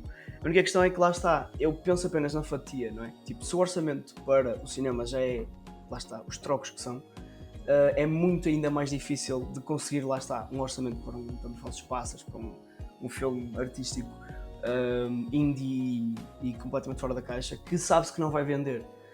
Agora, se aumentarmos toda a fatia, não é? Todo o bolo do dinheiro que vai para o cinema, alguma coisa acaba sempre. Ou seja, se, vamos imaginar, X percentagem aumenta um bocado maior ainda para o cinema comercial, a percentagem para o cinema indie vai aumentar também. Vai continuar a ser muito mais pequena que o cinema comercial? Vai. E é tal questão que eu também já não acredito que vai mudar muito, porque lá fora é o que é. Agora, se eventualmente, após muitos anos, na América, consegue-se bons orçamentos para filmes que até são artísticos, não é? Milhões para filmes que são artísticos, e eles continuam a ser muito menos do que o cinema comercial, não é, de Hollywood. No entanto, já tem o seu valor, já tem o seu orçamento. É só conseguir dar esse empurrãozinho também, estás a perceber? É muito isso, mas é das duas maneiras. Eu quero aumentar os dois lados, eu quero aumentar o cinema artístico e o cinema comercial. E, quem sabe, esperar que chegue, porque existem por aí, eu conheço pessoas que escreveram guiões assim. Os Nolans, como disseste, pessoas conseguem ir buscar o bom do comercial e o bom do artístico e trazer assim qualquer coisa aqui para o meio que valha a pena ao mainstream. E é um bocadinho esse o objetivo. Pode ser um ponto de vista otimista. Pode, mas olha. Mas eu acho que para isso é preciso dar espaço a mais pessoas. E a verdade é que os orçamentos são sempre para os mesmos. Portanto, crescer uma indústria é um bocado complicado quando são sempre as mesmas pessoas a receber o dinheiro. Não, sim, eu concordo. A única questão aqui é que, por exemplo, lá está. Vamos imaginar, há 100 milhões. 80 milhões vão sempre para os mesmos. De repente, ou os 100 milhões vão sempre para os mesmos. Se de 100 milhões temos 500 milhões, de repente podem sobrar ali 20 milhões que já dá para não sei quem. Olha, se calhar eu posso aceitar este no teu guião porque tem aqui 20 milhões. Tens muito otimista no sistema capitalista, camarada. É verdade, mas já aconteceu. Eu concordo muito com aquilo que a Rita está a dizer. Já há bocado também estava a fazer menção a isso. Tu tens uma grande fatia de dinheiro a ser colocada nos nomes que nós já conhecemos, que não deixam de ser nomes que realmente trazem pessoas ao cinema. Basta ver quem são os filmes mais vistos de sempre em Portugal. Mas também vemos o que é que esses filmes são. Ou melhor, o que é que esses filmes não são, muitas vezes. Aquilo que mais raras vezes são originais. E faz um pouco falta isso. Tens alguma coisa para dizer sobre isto, Pedro? Sim, tem algumas coisas a dizer. Eu acho que estes filmes começaram, este aqui principalmente, o Bad Investigator, já vem de uma história anterior. Isto vem do Balas e Bolinhos. Eu lembro quando surgiu, o primeiro foi um grande êxito e o realizador, o Luís Ismael, criou aqui um nicho e acho que ele se autofinanciou, ou seja, ele descobriu um nicho e também algo que ele conhece. Eu acho que ele percebe-se que ele está no meio e ele não é. Tem pormenores interessantes do filme. Eu não gostei muito do filme, vou ser sincero, mas vejo coisas interessantes. Ele explora neste filme os clichês dos buddy cop movies, nem sempre da melhor maneira, mas há lá momentos que eu gostei do filme. Relembro de alguns twists, também usam muito os twists, né, das personagens principais. Não há tempo, obviamente, com tantas personagens. Este filme tem imensas personagens. Não há tempo para fazer uma coisa mais profunda sobre o estudo de personagens. Ou seja, os maus são maus, os bons são bons, e depois há ali o twist, não vou dizer qual é o twist, há ali uma personagem no meio que está ali a atuar por vingança, ou seja, tem ali alguns subtextos no filme, que eu lembro de ver o Balas e Bolinhos, achei que era mais a avacalhar, era mais um filme amador, né? e que este aqui ele já no fundo se profissionalizou. Acho que este filme não teve apoio nenhum, acho que é mesmo ele que anda a fazer isto, não sei, porque estou a ver aqui um seguimento na obra dele, tive a ver o anterior, o que é que ele fez antes, depois claro Balas e Bolinhos, que eu vi e também não gostei, esse gostei muito menos, gostei mais deste, acho que ele está a evoluir, e agora vem aí também tive interessante ver a história do que é que vem aí, o IMDB dá-nos essas possibilidades. não sei, vejo aqui uma evolução nele, e vejo que o próximo filme tem uma ideia interessante que chama-se Chico, vou só agora partilhar um pouco, como estive a ver sobre isso, e que é baseado numa música do Chico Fininho, então, ou seja, está baseado, ou seja, o que é que ele vai fazer daí? Não sei se vai ser genial ou não, mas ele apanhou assim um nicho, apanhou uma música que tem uma letra muito interessante, se vocês lerem, é uma história de um homem, né? Do Chico Fininho. E não sei o que é que ele vai fazer daí, mas não sei, vejo aqui uma progressão de alguém que criou um nicho, descobriu um público, ou seja, acho que no fundo o que falta ao cinema português é descobrir estes nichos. E no fundo seres fiel a ti próprio, ou seja, se às vezes queres ser um bocado chunga e fazer um filme chunga, faz um filme de chunga, mas ser fiel aos teus princípios. Acho que foi por aí que eu vi este filme. Então, ainda através da conversa que estão todos a ter, que eu acho que é uma coisa muito importante, que é acerca da dificuldade do cinema português em atingir uma espécie de equilíbrio entre o comercial e o artístico, que mundialmente já se conseguiu atingir em tantos países, e em Portugal há ainda um bocado de dificuldade, e também é uma dificuldade que está um bocado relacionada, como já mencionaram, com o facto que o orçamento vai todo para os mesmos realizadores, para as mesmas pessoas, e as outras pessoas ficam tipo atrás de scraps, atrás de restos, para conseguirem tipo fazer alguma coisa que não vai conseguir ser feita na sua totalidade, ou na sua visão específica, porque não há orçamento para isso. Ainda temos de lembrar-nos que a maior parte dos filmes portugueses são feitos com orçamentos de menos de 1 milhão de euros, o que, apesar de parecer bué dinheiro, no geral, para um orçamento de um filme nunca é praticamente quase nada. E eu acho que é curioso também estarmos a mencionar esse aspecto, porque, como o Pedro mencionou, o realizador vem do Balões e Bolinhos, que é um filme que foi feito simplesmente por um gajo que sabia fazer um filme. E isso é um ponto que eu acho fascinante, porque lembra-me muito da ideia de um realizador que eu admiro imenso, apesar das qualidades entre os dois serem completamente diferentes, que é o Kevin Smith, que na América, que basicamente criou uma carreira através de um nicho específico de audiência. Ele tem um filme específico, ele tem uma filmografia fantástica, eu gosto imenso dos filmes dele, mas também tem muitos filmes que não são exatamente os melhores, e que ele arranja basicamente a sua audiência com quem tipo interage, com quem faz os seus filmes para essa audiência, e isso permite ele ter a sua carreira, permite ele continuar a ter trabalho e ao mesmo tempo prosseguir naquilo que ele gosta de fazer. E não há mal nenhum nisso, como o Ruben mencionou também, tipo, eu acho que foi uma escolha interessante também, porque temos de mencionar um bocado o cinema comercial que existe, que as pessoas gostam, porque existem pessoas que gostam deste filme, existem pessoas que gostam deste tipo de filmes, e acho que é um bocado necessário sempre também recordarmos disso. Agora, a minha opinião, eu fiquei completamente quebrado a ver este filme, mesmo completamente.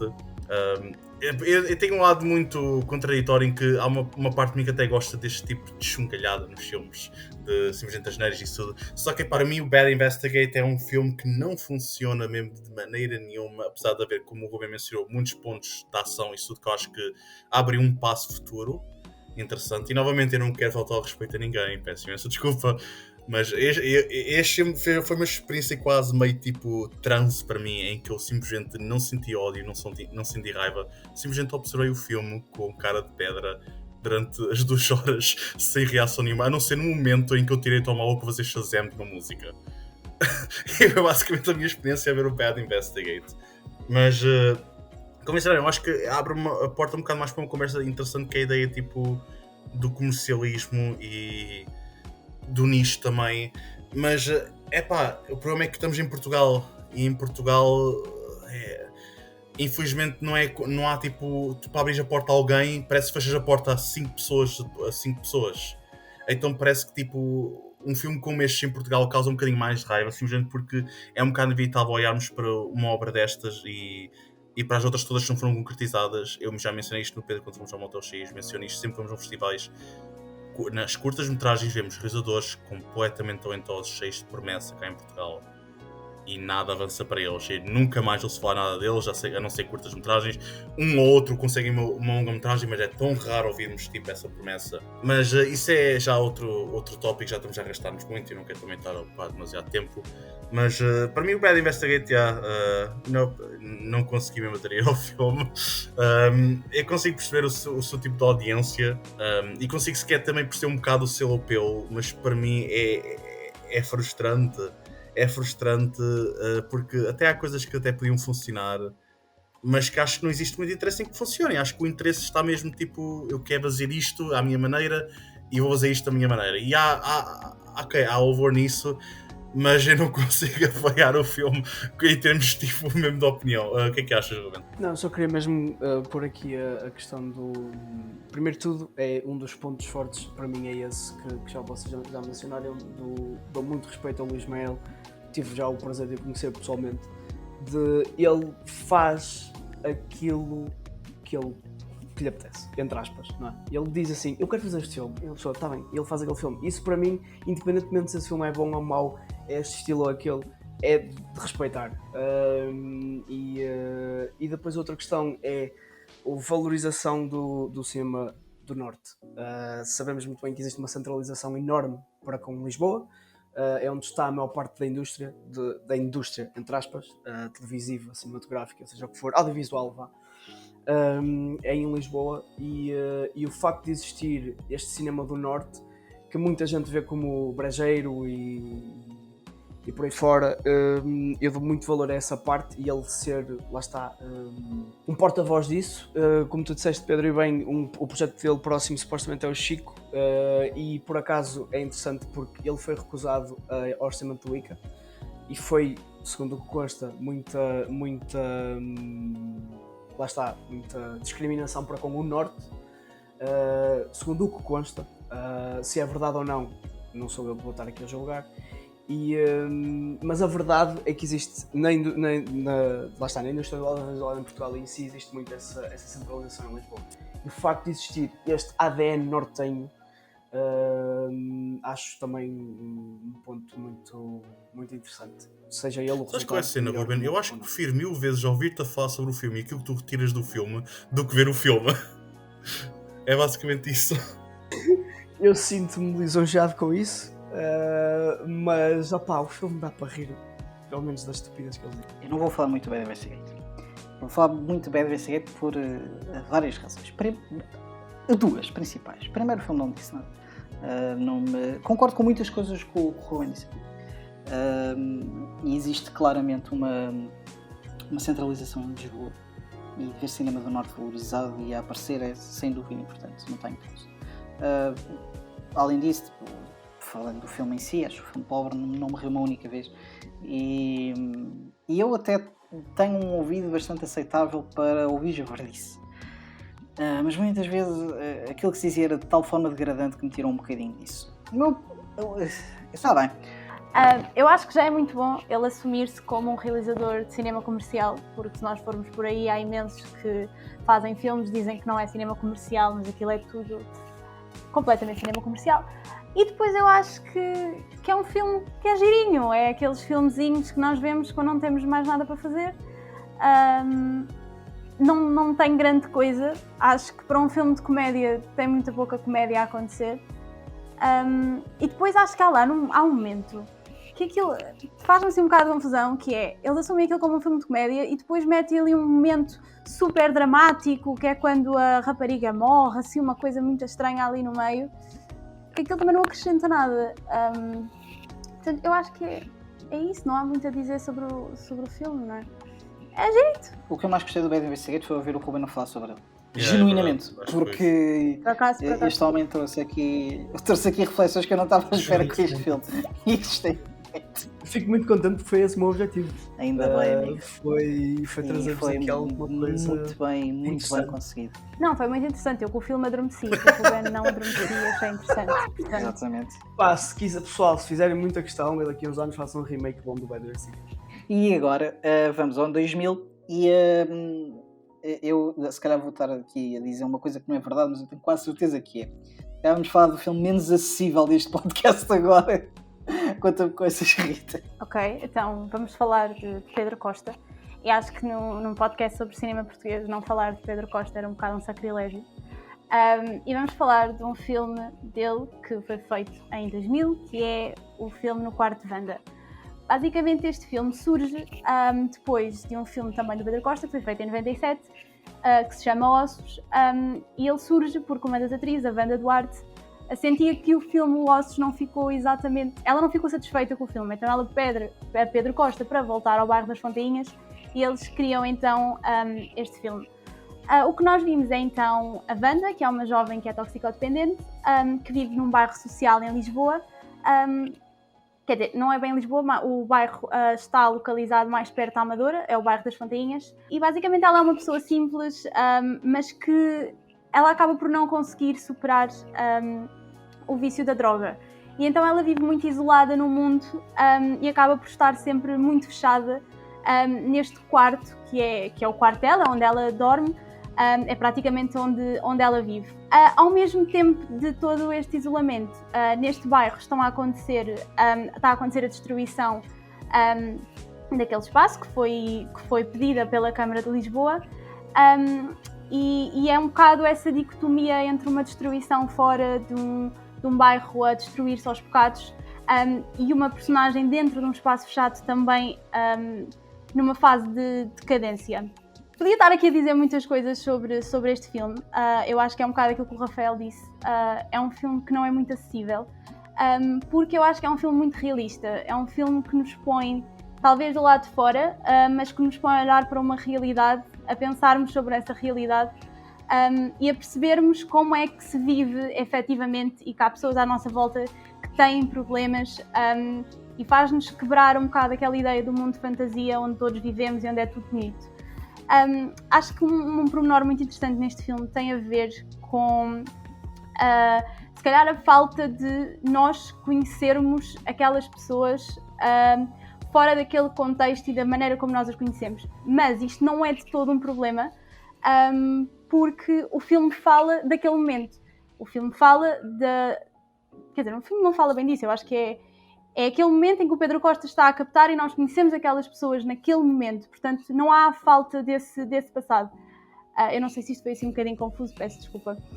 Mas é muito interessante, principalmente na personagem da Wanda, eu até apontei aqui, onde basicamente há um momento em que ela está a falar com um amigo e eles começam a falar um bocadinho do que é que os levou a entrar na droga e como é que os pais reagiam a todo esse momento.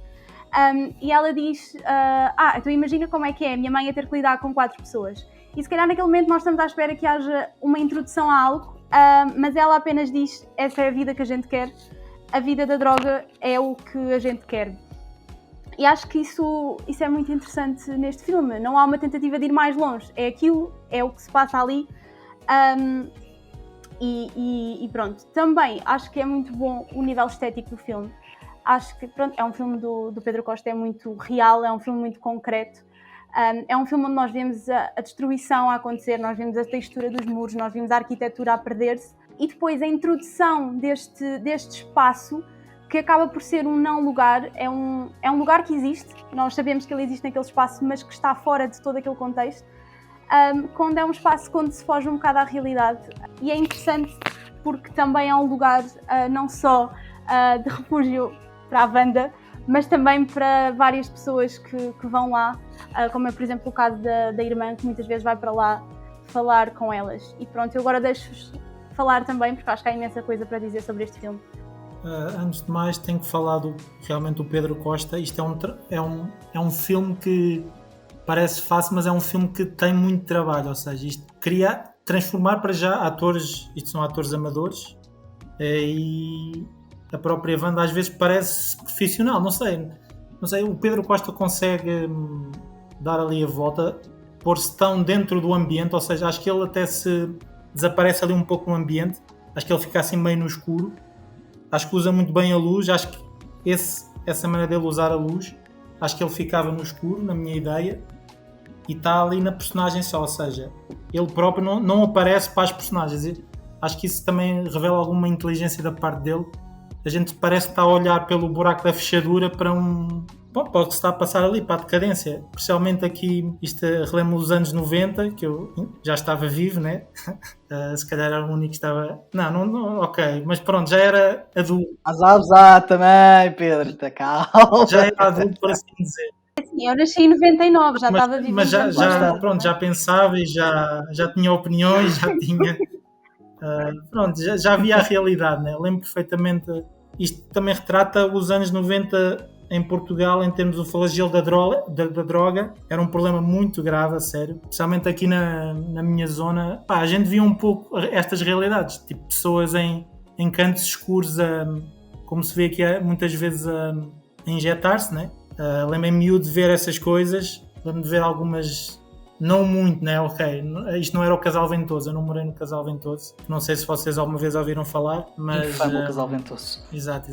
Pronto, epá, é difícil, epá, para já tenho que dizer que eu tive que parar a meio este filme, porque eu vou ser sincero, nunca tinha visto um filme do Pedro Costa e agora já faço a minha meia-culpa, realmente devia ter visto, e agora irei ver com certeza outros, especialmente, pronto, o que seguiu é toda esta história que isto... Eu comecei também, depois li um pouco e percebi que isto é uma história já muito longa de intimidade com estas pessoas, ou seja, é um filme, também lá está, também posso falar aqui de nicho do Pedro Costa, ele também criou um nicho de algo que ele acreditava, eu já me estou a repetir outra vez com isto, mas lá está, acho que no cinema é preciso seguir nicho, é preciso seguir o que a gente acredita, o que a gente quer mostrar, e depois isso vai transparecer para o público. Este poderá não atingir muita gente, porque também ninguém gosta de ficar desconfortável. Este é um filme para ficarmos desconfortáveis. Estamos muitas vezes no escuro, depois aparece luz assim muito de repente, depois vemos alguns momentos também engraçados, mas são a miúdo, e então eu precisei de parar a meio para retemperar um pouco de forças, por isso acho que fico por aqui. Força. Eu tive algumas dificuldades com o filme, mas se calhar o filme, se calhar por defeito quase, porque a forma como o Pedro Costa olha para esta realidade deste bairro social é muito... é complicado, porque realmente existe aqui uma parte documental, claramente, mas o filme é uma ficção muito real, a verdade é essa, porque a própria Wanda pediu para ir fazendo vários takes e tudo mais, mas as situações que ali estávamos a conhecer eram situações reais. E o filme é todo passado muito em sítios que têm um aspecto lúbrico, alguns quase podre, sempre em salas muito fechadas. É muito raro ver a luz do sol, e a única vez em que vemos a luz do sol mais claramente é quando observamos a destruição do bairro, o que não deixa de ser um ponto interessante. Parece que aquele bairro existe num mundo completamente diferente, que lentamente está a ser esmagado, e estas pessoas lá dentro continuam a ser invisíveis, porque a destruição acontece na parede ao lado. E o mundo e a própria sociedade portuguesa está a absorver estas pessoas e está a apagá-las da sua própria existência. Ainda assim, as 2 horas e 50 de filme são duras. São duras não só no facto daquilo que estamos a ver não é nada fácil, e dos relatos que estamos a ver e da miséria que observamos, mas muitas vezes também da humanidade que encontramos ali, naquele bairro, e da solidariedade que existe entre aquelas pessoas que sabem, quase que têm o seu destino traçado. Há pessoas ali que com os seus discursos sentem que são pessoas mortas a andar à espera de morrer, e há outras que de certa forma estão cheias de vida, independentemente de toda a destruição que está à sua volta. E por isso é um filme duro de se ver, tem imagens muito, muito fortes e frases muito fortes. No entanto, a verdade é que as 2 horas e 50 são difíceis, também no sentido da própria duração. Penso que a dureza do próprio filme seria amplificada se não fosse tão grande. Eu acho que o facto do filme ser tão grande exatamente para conseguir captar tudo aquilo, acho que acabou também por ser aquilo que acaba por desligar um pouco da situação. Mas isto é assim por defeito. A própria frieza do filme e a escolha que o Pedro Costa aqui fez, que é uma escolha muito legítima, de querer que o filme tenha esta duração também, não só para sentirmos a própria monotonia daquelas personagens, mas para termos realmente o verdadeiro impacto do mundo daquelas pessoas e do mundo da Wanda, porque o mundo da Wanda é aquele quarto, é aquele bairro, e o espírito dela de certa forma está naquelas paredes que estão lentamente a ser destruídas também pelas forças que estão do lado de fora. Mas as 2 horas e 50 acho que funciona um pouco contra a força que o filme podia ter se não fosse tão longo, mas é a única... É chato estar a dizer que isto é um problema com o filme, não é necessariamente um problema, é uma escolha artística que é muito legítima e com a qual eu simplesmente não me consegui ligar muito. Não sei o que é que o meu estimado amigo João tem a dizer sobre isso. Eu acho que é interessante. Antes de mais, Rita, obrigado por teres trazido o Pedro Costa aqui este episódio do podcast, porque eu acho que no geral até conseguimos trazer todos figuras minimamente interessantes e relevantes no cinema português, quer estejam a começar, quer sejam figuras biográficas. Acho que todos trouxemos figuras assim e pessoas relevantes para o cinema português, mas acho que nenhuma bate um bocado a importância que o Pedro Costa tem, não só no nosso próprio cinema, como também a relevância que ele tem no cinema internacional. A forma como, por exemplo, ainda há pouco tempo vi o famoso argumentista do Taxi Driver e realizador do First Reformed, cujo nome agora está-me a falhar, infelizmente. Paul Schrader. Obrigado, Paul Schrader, a falar do Pedro Costa com muito amor, e isso tocou-me imenso no coração, e ao mesmo tempo senti muita vergonha, porque eu pensei, eu só vi tipo um filme do Pedro Costa ainda, e este foi a minha segunda oportunidade de ver este foi o segundo filme que eu vi dele, e é sem dúvida uma obra muito dolorosa de ver no melhor sentido possível. De certa forma lembrou-me um bocado tipo a experiência de ver um filme do Lars von Trier, mas muito mais realista e muito mais natural. Não existe tipo, eu não acho que o Pedro Costa está a tentar tipo, tanto criar cinema no sentido mais fictício com o movimento de câmaras. Não, ele é muito muito direto no sentido, está aqui o plano, este plano engloba todo o mundo e a frame engloba todo o mundo e e as personagens presentes, e as ideias presentes neste momento, nesta cena, e o resto é deixá-las simplesmente viver o momento e permitir que a audiência sinta a dor, sinta as palavras, sinta a imagem, sinta a pouca iluminação, sinta aqueles pequenos detalhes do espaço, quer seja no quarto, quer seja cadeiras, toda a figura que vemos na frame acaba por ser um mundo daqueles em que ou nós queremos sair ou nós queremos simplesmente permanecer lá. E eu acho que isso é muito também do contraste que eu insero neste filme, porque é um filme mesmo muito doloroso, não só para o próprio tema que está a lidar, mas também na forma como o Pedro Costa demonstra isso. E é sem dúvida uma obra daquelas que tipo, não te sai da cabeça, e o Rafael tem razão, é um filme que exige pela audiência, mas no melhor sentido. Eu acho que se uma pessoa permitir-se e estiver interessada em percorrer, é sem dúvida quase 3 horas que vão matar-nos a cabeça no melhor sentido, por assim dizer. E eu acho que este é um filme absolutamente magnífico, e claro, dá um prazer enorme depois de repente descobrir que o filme está no Criterion Collection. E isso é orgulho nacional, português, cara, Portugal, porra. Mas isto parece bastante estar este entusiasmo todo. Calma, João, larga a bandeira, para de cantar o hino. Este entusiasmo todo por um filme que ao mesmo tempo representa, de certa forma, o pior de Portugal, mas eu acho que o pior de Portugal no sentido em que a sociedade portuguesa submete certas pessoas, mas o que eu acho fascinante a do Pedro Costa, e que está tão incrivelmente bem feito neste filme, é a forma como ele, não é tanto tem prazer, mas é tipo como ele tem um interesse em tornar visível as pessoas que são invisíveis no espectro grande do nosso país. E este filme acho que transmite isso de uma forma incrivelmente trágica, mas ao mesmo tempo tão humana, tão forte, tão intensa, que é um bocado difícil acabar este filme sem sentir alguma necessidade de descobrir mais, de tentar perceber o fundamento da questão toda. Eu não sei se eu estou a fazer sentido, o que é que vocês acham? Não, eu acho que aquilo que estás a dizer é muito pertinente. Eu, apesar da duração e apesar da força da dureza das imagens, não houve assim tantas vezes em que eu me pusesse a pensar isto se calhar é um bocado exploitative. Se calhar estamos quase aqui a buscar a miséria destas pessoas para fazer arte.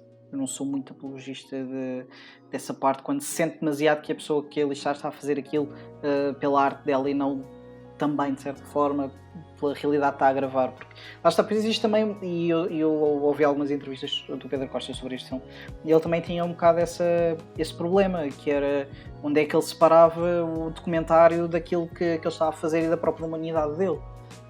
E qual é o papel de uma pessoa que está a filmar um documentário. Ele não foi filmado como um documentário, mas a realidade que está a gravar é documental, totalmente. E aquele paradoxo de tu não quereres... Tu estás a filmar algo, mas és também participante naquilo, de certa forma, tanto passivo como ativo. Mas nunca senti, salvo algumas raras vezes, mas era normal que sentisse algumas vezes, dado também a duração e a quantidade de cenas que temos desse tipo, mas não houve assim tantas vezes em que eu estivesse a pensar isto se calhar não era necessário, se calhar não precisamos disto, se calhar podemos avançar. Mas no geral, a forma como dá... Não é da humanidade, estas pessoas nunca deixaram de ter humanidade, nós é que a esquecemos e a apagamos, e fazemos tanto para apagar como sociedade. E o filme está a mostrar que estas pessoas têm humanidade, são humanos, a humanidade não é propriamente algo que tu possas tirar de alguém, como muitas vezes nós como sociedade tentamos fazer. Mas pronto, não sei se mais alguém tem alguma coisa a acrescentar sobre No Quarto da Wanda. Eu só queria dizer que agradecer já agora que trouxe o Quarto da Wanda e a Metamorfose dos Pássaros, porque eu acho que o que a Catarina e o Pedro Costa fizeram e fazem é muito bom, porque eu gosto muito deste estilo de docoficção, Sim. começou a ser chamado. Eu acho muito interessante isso no trabalho de Pedro Costa, principalmente de trazer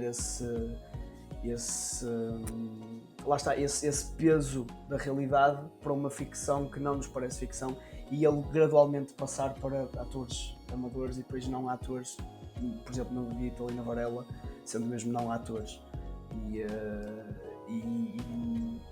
E eu acho que, pronto, que eu queria dar mesmo uma menção, um bocado se calhar redundante depois do que vocês disseram, mas uma menção mesmo nessa parte realista e no trabalho dele, e no tempo que ele passa ali. Ele passa anos com as pessoas, eu lembro-me da entrevista dele para o Vitor Varela, ele passar mesmo alguns anos com a senhora e com aquele ambiente, e mesmo agora para o quarto, no caso do quarto Wanda, é de louvar este carinho que ele tem por esta humanidade, como tu disseste agora, Rafael, por trás das coisas, e querer dar uma luz. Eu acho que caminho mais nobre para o cinema do que este é muito difícil. Pronto, e como esta belíssima reflexão sobre o nosso caríssimo Ruben Faria, vamos fechar o podcast. Vamos só com um apontamento final, só dizer que, isto já foi dito antes, mas vou dizer também, tentámos trazer aqui coisas muito, muito diferentes umas das outras e acabámos por conseguir.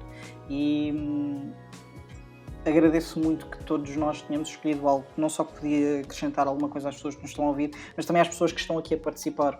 Por exemplo, para mim também, fiquei muito feliz por ver a escolha da Rita, porque eu também nunca tinha visto nenhum filme do Pedro Costa. Andava a adiar há imenso tempo e acabava por não acontecer. Deu uma oportunidade de rever, por escolha minha, é verdade, mas deu uma oportunidade de rever a Metamorfose dos Pássaros, obrigou-me a ver Tabu, que eu andava para ver há imenso tempo, obrigou-me a rever Variações, que muitas vezes dar estas segundas oportunidades aos filmes ajuda muito, e obrigou-me a ver Bad Investigate muita vez.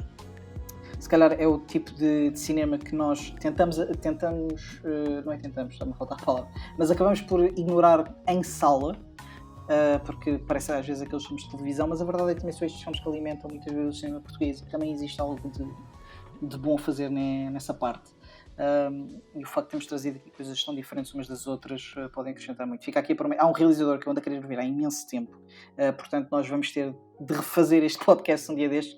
Fica aqui prometido que o podcast dos filmes portugueses vai voltar. Nós vamos voltar a fazer episódios destes exatamente não só para vos dar algo diferente a vocês e celebrar o filme português, mas também para nos obrigar a nós que escrevemos sobre isto também a vermos mais cinema português. E eu quero muito ver João Pedro Rodrigues, portanto eu vou ter de voltar a ver para aqui para ver João Pedro Rodrigues. Quem sabe até não vem o João César Monteiro. Isso mais tarde ou mais cedo teremos de trazer acabar. o Corral de Moinas. Nossa! Alguém vai ter de trazer. Mas aí, Pedro, eu acho que tu és a pessoa mais do que indicada para nos trazer a beleza de Corral de Moinas. E com esta dose de bom cinema português, o episódio vai ficar por aqui. Lá está, mantenho a promessa que no futuro Filo do Meio estes episódios vão voltar. Lá está, por causa da importância de trazer estes filmes cá um bocado de volta. Há alguns filmes que se calhar entretanto já foram um pouco esquecidos de certa forma, como por exemplo Quarta Wanda. Ok, tem o Criterion, mas a verdade é que o cinema tem memória curta e convém muitas vezes relembrarmos que estes filmes existem, por muito celebrados sejam, principalmente em Portugal. Malta, não se esqueçam de partilhar o episódio, de comentar, de nos dizerem o que é que querem ouvir. Nós estamos sempre a ver. Digam-nos também quais é os filmes portugueses que vocês achavam que era interessante nós falarmos. Nós vamos estar sempre atentos às vossas indicações. Visitem e ajudem-nos no Patreon. Precisamos continuar a fazer isto. É preciso fundos, microfones, coisas assim do género. Não é fácil. E claro, no nosso site filconta.com.pt, onde podem encontrar as nossas críticas, artigos, rankings e um bocadinho de tudo. Malta, obrigado e digam adeus às pessoas. Adeus. Fiquem bem. Até à próxima. Tchau!